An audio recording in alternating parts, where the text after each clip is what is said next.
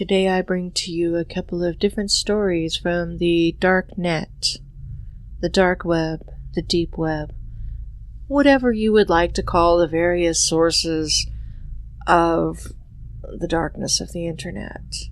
Yes, they all have different meanings. They do different things. Some people interchangeably call the Darknet the dark web, which is different from the deep web. I like to consider it all the Darknet because dark is a term used to describe the criminal activity and the things that happen out on the Darknet. The dark web is different from the deep web. The deep web is a part of the regular network that you're used to seeing every day. It's just the websites are not indexed by sites like Google, Yahoo, Bing, etc. Many of them just have IP addresses. Some of them do have domain names, but they are obscure and hard to find. And usually to find these sites, you have found them by accident, or someone has pointed you to them.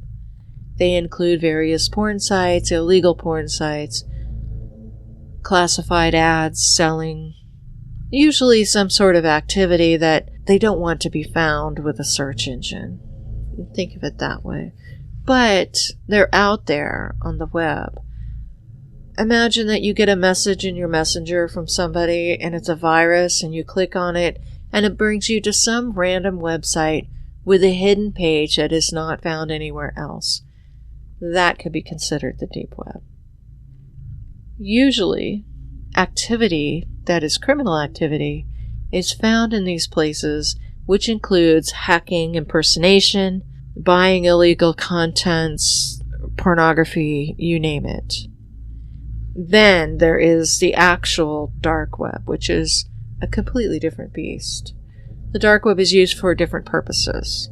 In some circumstances, it is used by people from certain countries who have been blocked by their governments when they can't access popular websites such as Facebook or Twitter or, the other popular sites out there because their government says they can't use them.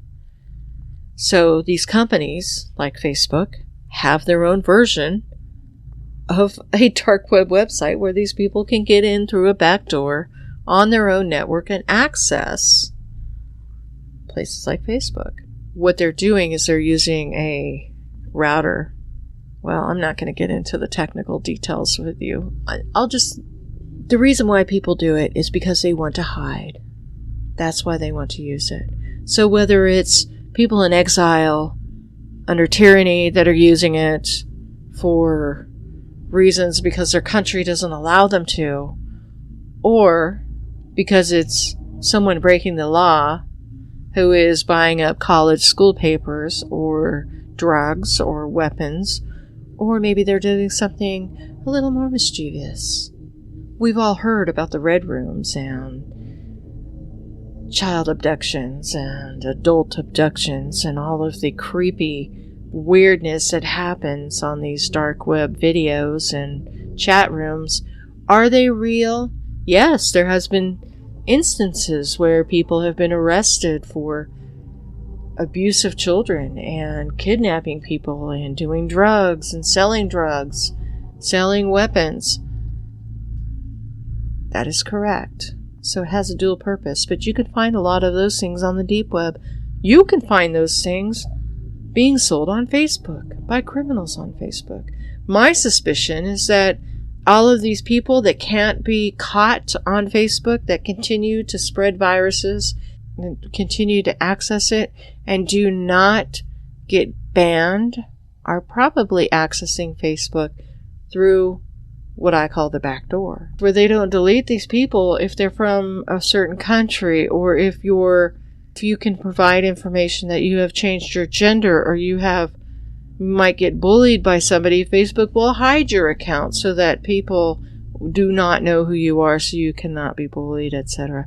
Facebook has their own little quirkiness, and that is true of many of these sites, and they don't tell you this information. But unfortunately, What that means is that also allows a darker side to happen. And you might have experienced that. So beware. Always keep your guard up. Never just assume that what is on the internet is actually there or real, or maybe not even your best friend contacting you, but somebody pretending to be your best friend.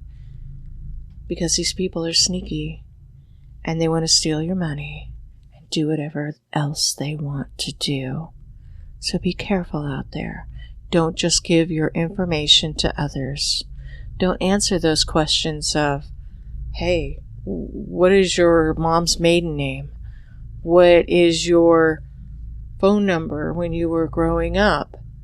Why don't you answer those? Because a lot of those are questions used in your banking accounts. They will ask you.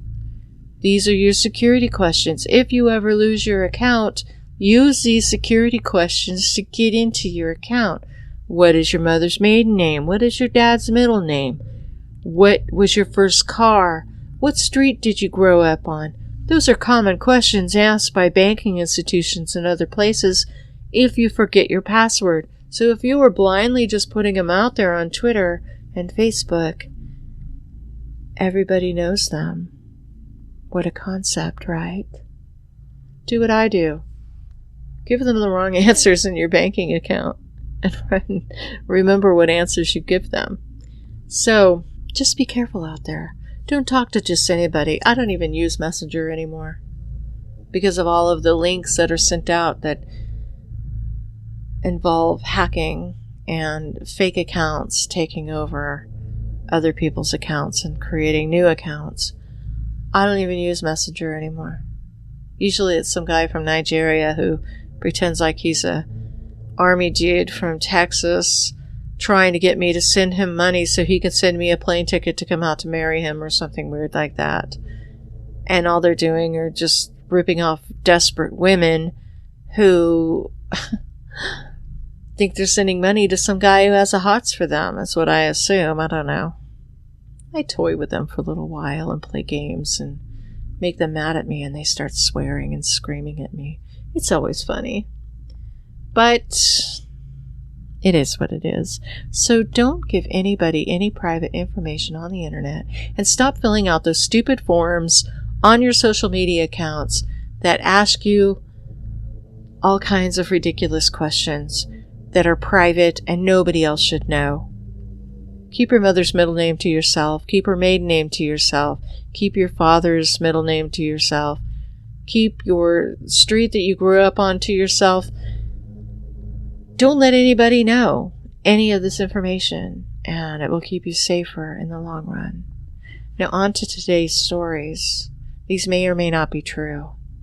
One is a creepypasta Darknet story, and the other is a story that is anonymous. Enjoy. Do not listen to this song from the deep web. Somewhere on some computer out there in the world of the internet, off some machine that is not indexed by Google, Yahoo, Bing, or any of the other popular search engines, is a song that no one should ever listen to. I don't know what it is about this music or this file, but it is highly offbeat and weird. Every person I know besides myself who has ever listened to it has either disappeared or done something so heinous and illegal that they will never get their lives back. Do not listen to file M3LTDOWN333.mp3 ever. Don't try it. Don't listen to it with headphones. Don't listen to it in the speakers. Just toss it in the garbage on your computer, and don't forget to empty the contents. Or if you somehow manage to get it on CD, do not ever put it in the CD player. Break that CD in half so no one can ever listen to it. Ever. What you will hear at first is either nothing or something that is very strange. The song is never the same. They say it speaks to you in an ambient song using theta and beta waves. These waves contradict one another and leave your mind in turmoil. If you're lucky and hear nothing, like what happened to me the first time, then you aren't ready for whatever the song has in mind for you, and you will go on with your life as normal. Don't ever listen to it in your sleep, for you won't remember the things that you do. But don't keep trying, because no one can guarantee that you will or will not hear anything in the future. It's just best to toss away whatever has a sound and be done with it. I belonged to a music appreciation group that popped up in an open forum on the internet back in the 90s. They were using some homemade server-side software similar to PHPBB, although I don't believe it was the forum software used. It was similar to PHPBB, but it certainly wasn't open-sourced. If you don't know what all that means, just imagine that people ran forums from their own domain names instead of groups on Facebook or any of the other social media sites out there today. It was a lot more private, and you could get away with a lot more. The WWW was more like the Wild Wild West than the World Wide Web back in the 90s. People still had their freedom, but with a lot of risks. Of course, there are still risks today, but the only reason people get away with what they do is because so many new, naive people are out there using the web. They think they know everything because they have a Facebook page or a YouTube account, and that's the end of it. Please. Most of us in the group had known each other online for a while. We started back in the days of IRC and moved to the board because topics were easier to keep track of. If you don't know what IRC is, then you really need to take a computer class. It means Internet Relay Chat, so in a way it is like Messenger, but less buggy, I guess. I really loathe Messenger because it is attached to Facebook, but I digress. Back to the topic. Jujubee, who was the leader of the group, allowed a newbie in. We didn't like newbies much because they often brought crappy ideas with crappy music. Most of the time it was an unknown band or rapper trying to spin off their own flavor of a song, or even had written it on their own. None of it was ever any good. Jujubee would always listen to the song first, and if he liked it, then he would send it to us for approval. If we all liked the music, then the person could join the board. It had to be unanimous, or it was back to the drawing board for the new member trying to get in. Yes, we were very rude about it, but we were all very good at music and didn't like outsiders. That Friday night when Jujubee had invited Blues 182, the chosen name of the new guy, to the board without our consent, we were livid. Jujubee came online into the live chat, bragging that he had found the best music ever, and that we all had to hear it, and it was so good that he knew we would all love it, so he decided to invite Blues 182 into the group without our permission. We demanded that he share this work of wonder with all of us. That Friday, when Jujubee had invited Blues 182, the chosen name of the new guy, to the board without our consent, we were livid. Jujubee came online into the live chat, bragging that he found the best music ever, and that we all had to hear it. And it was so good that he knew we would all love it, so he decided to just invite Blues 182 into the group without our consent. We demanded that he share this work of wonder with all of us, so we uploaded the MP3 to the chat room. As we listened, no one said a word. We were all mesmerized or something. It was really weird. I can't even describe what I heard, because now I don't remember what it sounded like. I just remember it being the most pleasant sound in the world, even though it didn't have a sound. When the song was over, we all beamed with excitement about how great the song sounded, but no one had a clue what they had just heard. I downloaded it to my machine to figure it out, and ended up listening to it over and over again as I was sleeping, and I had the most horrific nightmare. I dreamt that I woke up in the middle of the night and went to my girlfriend's house and strangled her. I got a call from the police and my girlfriend's parents the next day. My girlfriend had decided to walk home from work that night while I was sleeping, and they found her body in a ditch. Cause of death? Strangulation. I was terrified. I didn't dare tell anyone my dream, for I would have been a suspect. All of us had weird dreams that night. Mine was the only one with a murder, but others had car break-ins and joyrides. One of the members got into a bar fight. Another one stole a bunch of money from his job and was arrested for it. We all vowed to never listen to that MP3 again, and to never say a word, but I have to say something now. All of my friends are dead now from freak accidents, and I fear that I am next. I feel I have to say something before they get me, and before anyone else listens to that horrifying MP3. Do not ever download and listen to a file called M3LTDOWN333.mp3, or it might be the last thing you ever listen to. My Dark Web Experience, The Visiting, by Tales from the Abyss. This occurred not long after I turned 18 years old. My girlfriend had also just turned 18 a few days ago, which meant her parents had finally trusted her and I to be alone in the house while they went out for dinner. My girlfriend had always been a fan of horror films and creepy things in general. She loved reading creepypastas and watching dark and gory films such as Hostel and Saw. One evening I was sitting with her while she finished watching the last few minutes of The Human Centipede. We both had a few drinks and I was about to go to bed, but she suggested we look for other horror films to watch online. Despite my tiredness, I obliged. A few minutes of searching on her laptop revealed all of her favorite online film sites had been taken down. That's when she suggested a chilling alternative. "Ever hear of the dark web?" she asked. I had heard whispers around school about it, but never took too much interest. "Yeah, I have," I replied, trying to act brave. A smile of excitement appeared on her face. I could tell she was slightly drunk and in that sort of I don't care what happens mood. I decided to go to the kitchen to fetch her some water. When I came back, I noticed she had a site opened called Censor View. The site displayed a picture of movie posters I had never seen before. I correctly assumed it was a site that sold banned horror films from other countries. All of them looked pretty unoriginal, nothing I hadn't seen before. All except for one, the one my girlfriend was hovering the mouse clicker over. The movie was called The Visiting. The display picture was simply a white background with The Visiting written in Arial black font. We were both fascinated as to what it was. I took out my iPhone and searched for the plot of the film, yet I found nothing. Just a few stupid YouTube videos and irrelevant forums. However, when I looked back up from my phone, I caught a glimpse of my girlfriend typing in her name and address into various boxes on a page titled Order Details.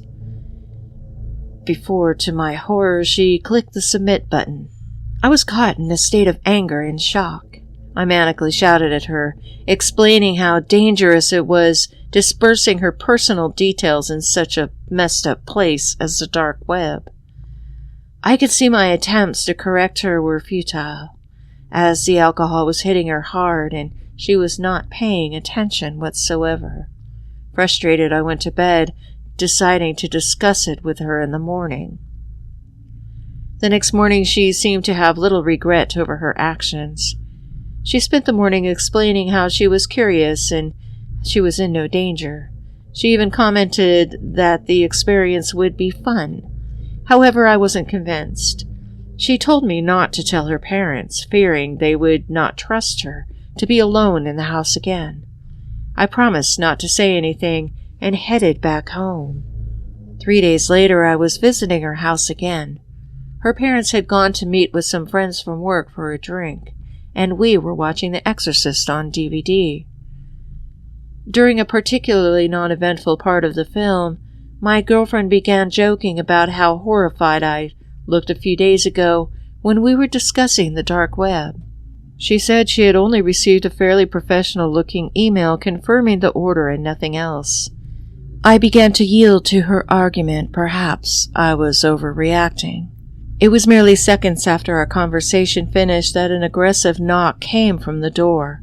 It sounded like it was from 2 doors, but I dismissed this as an echo. I began to look concerned, while my girlfriend began laughing once again at the look of terror on my face.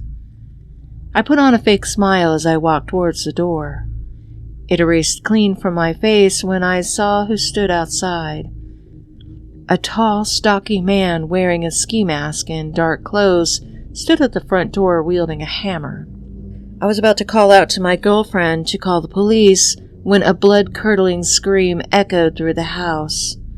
I raced back into the room to see my girlfriend pointing at the window facing the garden. An identical man stood at the window, only he was holding a small bat. I grabbed my girlfriend's hand and sprinted up the stairs.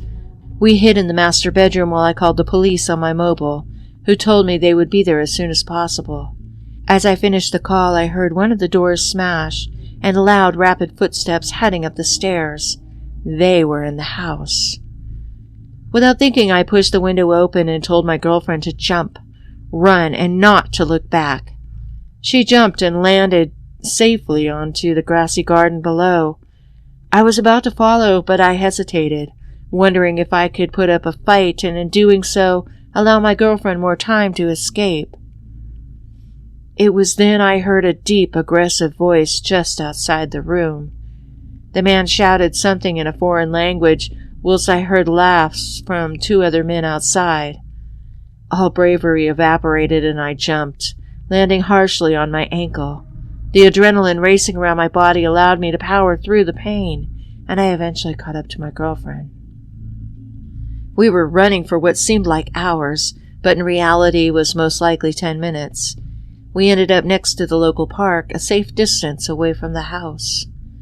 My girlfriend began sobbing and I comforted her, trying to avoid my own desire to break down. It was not long after that when the police called me on my mobile. They were at the house, and as far as they could tell, the attackers were gone. After taking a few minutes to compose ourselves, my girlfriend and I made our way back. There were 3 police officers at the house. One was examining each room for any damage or evidence left by the men. One was comforting my girlfriend while the other asked me questions. The shock was clouding my memory.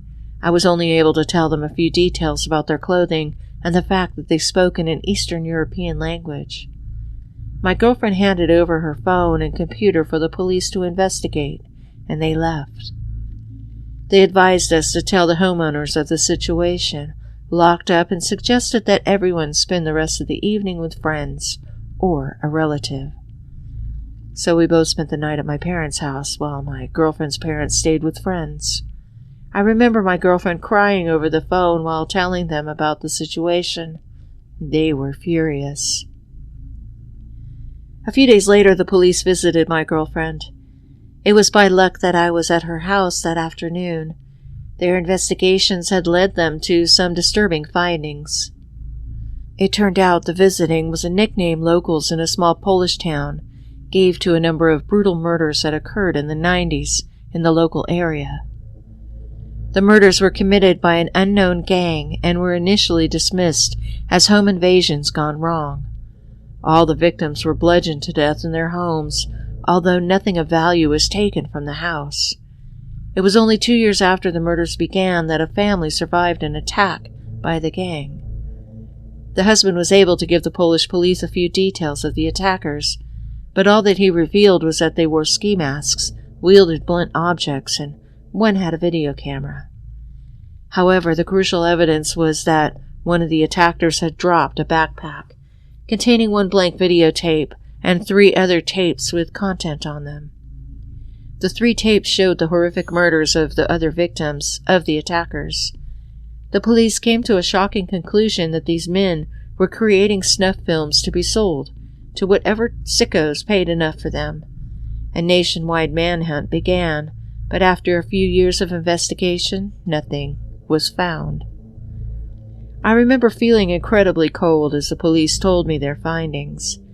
They went on to tell me that the men most likely fled Poland during the police search and could possibly have entered the UK as workers when Poland joined the European Union.